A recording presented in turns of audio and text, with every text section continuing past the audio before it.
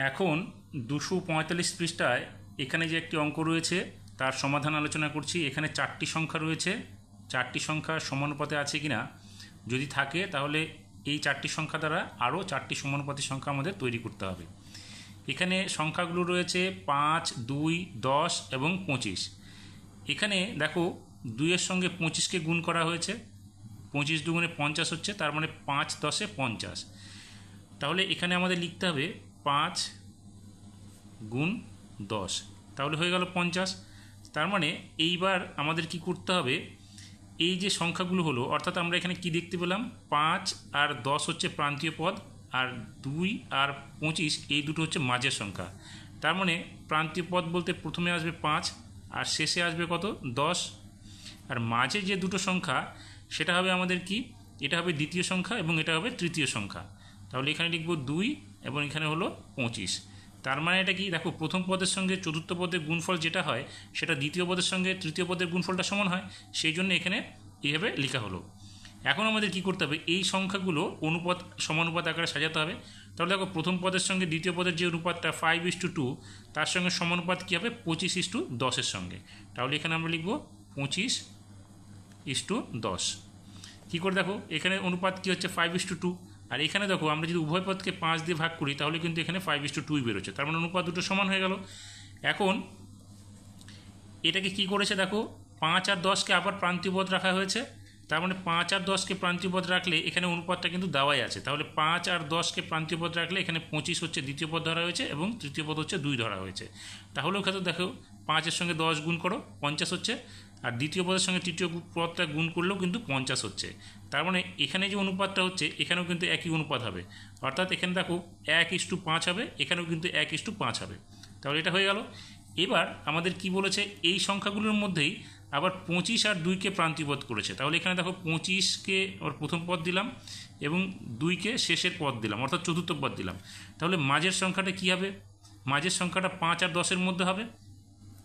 তার মানে এখানে দেখো 25:10, মানে 10কে এখানে দ্বিতীয় সংখ্যাটা ধরা হয়েছে, তাহলে 5কে ধরা হয়েছে আমাদের কি, তৃতীয় সংখ্যা। তাহলে দেখো 25-এর সঙ্গে 10-এর যে অনুপাতটা সেটা 5-এর সঙ্গে 2-এর অনুপাতটা সমান হবে, তার মানে এখানে হচ্ছে 5:2।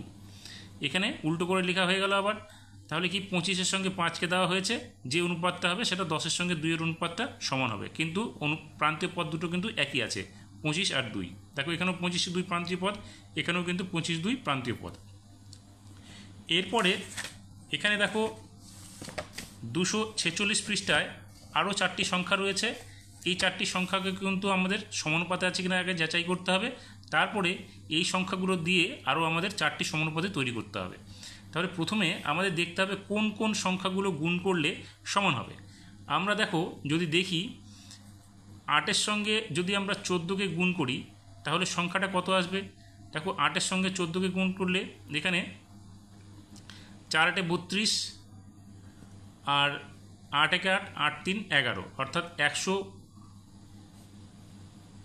4 × 8 = 32, 2 হাতে থাকলো 3, 8 × 8 = 8 × 3 = 11, অর্থাৎ 112। তাহলে এটা কি 21-এর সঙ্গে 12 গুণ করলে 111 হবে, হবে না, বেশি হবে। তো আমরা এখানে দেখব যে 8-এর সঙ্গে যদি আমরা 21কে গুণ করি তাহলে দেখো 8 × 8 হলো, 8 দুগুণে 16, 168 হলো। এবার 12-এর সঙ্গে যদি আমরা 14 গুণ করি সেটা কিন্তু 68 হবে, কারণ 4 × 12 = 48, 8, 12কে 12, 12 আর 4 = 16, অর্থাৎ 168। তার মানে 8 আর 21 গুণ করলে আর 12 আর 14 গুণ করলে 168 হবে। তো এক্ষেত্রে আমরা কাকে কাকে কোন পদ ধরবো, দেখো এখানে যদি আমরা এইভাবে ধরি 8 আর 21 গুণ করে যেহেতু 68 হয়েছে, তার মানে 8 আর 21কে আমরা প্রথমে প্রান্তীয় পদ ধরে নিলাম। তাহলে লিখলাম এখানে 8 আর 21, এটা হলো আমাদের প্রথম প্রান্তীয় পদ। তাহলে দ্বিতীয় এবং তৃতীয় সংখ্যাটা, তাহলে দ্বিতীয় এবং তৃতীয় সংখ্যা আমরা ধরবো। এখানে দেখো যদি আমরা এইভাবে ধরি, কারণ অনুপাতটা আমাদের সমান আনতে হবে, সেক্ষেত্রে আমরা ধরে নিলাম এখানে প্রথম ক্ষেত্রে হলো কত, 8 আর 21কে যদি আমরা প্রান্তীয় পদ ধরি তাহলে মাঝের সংখ্যা হওয়া দরকার আমাদের 12 আর 14-এর মধ্যে, এবং 12 এবং 14-এর মধ্যে আমরা যদি এখানে 12টাকে দিলাম দ্বিতীয় পদ এবং তৃতীয় পদ যদি আমরা এখানে 14টাকে দিই তাহলে অনুপাতটা কী আসছে দেখো, 8 আর 12-র অনুপাত কী হবে, 8 আর 12 তার অনুপাত কী আসবে আমাদের, দেখো 4 দিয়ে যদি ভাগ করি এখানে 2, এখানে হলো 3। এবার ঠিক 14 আর 21-এর ক্ষেত্রে দেখো 14:21, সেক্ষেত্রে কী আসবে, এখানে 7 দিয়ে যদি ভাগ করি 2:3 আসবে। তার মানে আমাদের 8 হচ্ছে প্রথম পদ, 12 হচ্ছে দ্বিতীয় পদ, 14 হচ্ছে তৃতীয় পদ এবং 21 হচ্ছে চতুর্থ পদ। তাহলে 8-এর সঙ্গে 21 গুণ করবো এখানে, 8 গুণ 21, এবং 12-এর সঙ্গে 14 গুণ করলে সেটা আমরা পেয়ে যাব এখানে 168। তার মানে প্রথম পদের সঙ্গে চতুর্থ পদ এবং দ্বিতীয় পদের সঙ্গে তৃতীয় পদ গুণ করলে আমাদের যে গুণফলটা বেরোবে সেটা কিন্তু সমান হয়ে যাবে। সেক্ষেত্রে আমরা কী করলাম, প্রথমে 8 আর 21কে আমরা প্রান্তীয় পদ ধরলাম। তাহলে এখানে লিখব 8:21, তারপরে 8:21 না, 8:12, এখানে 12 হবে, 8:12 প্রথমটা যেটা নিলাম, তারপর হচ্ছে 14:21।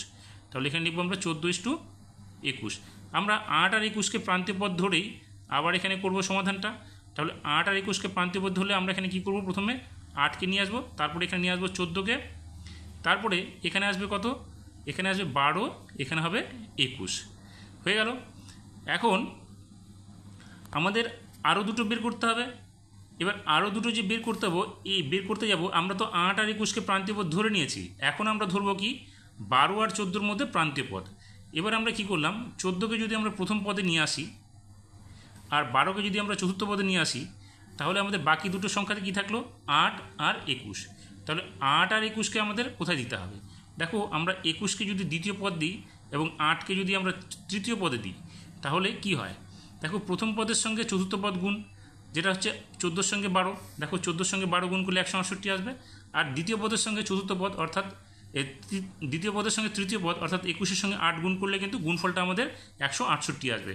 সেক্ষেত্রে আমরা কি দেখতে পাচ্ছি, যে প্রথম পদের সঙ্গে চতুর্থ পদের যে গুণফলটা বেরোলো তার দ্বিতীয় পদের সঙ্গে তৃতীয় পদের গুণফলটা সমান হয়ে গেলো। তার মানে এখানে সংখ্যাগুলো আমাদের সমানুপাতে আছে। তাহলে এখন আমরা কি করলাম, 14 আর 12কে আমরা দিলাম কি প্রান্তীয় পদ। তাহলে এখানে লিখলাম আমরা 14, এখানে লিখলাম 12। তাহলে অনুপাতটা কী হবে, 14-র সঙ্গে 21, দেখো 14-র সঙ্গে 21 গুণ করলে অনুপাত করলে কত হচ্ছে, 2:3। তাহলে এখানে আমরা লিখব 14:21, আর কী করবো 8:12 এখানে লিখে দেবো। তাহলে 8:12। এবার আমরা 14 আর 12কে প্রান্তীয় পদে রেখে দিচ্ছি। তাহলে 14 আর 12কে যদি আমরা প্রান্তীয় পদে রেখে দিই, তাহলে এখানে কী হবে, 14:8, আর এখানে হবে 21:12, হয়ে গেল। এইভাবে আমাদেরকে এই অনুপাতগুলো তৈরি করতে হবে এবং 4টে সমানুপাত তৈরি করতে হবে।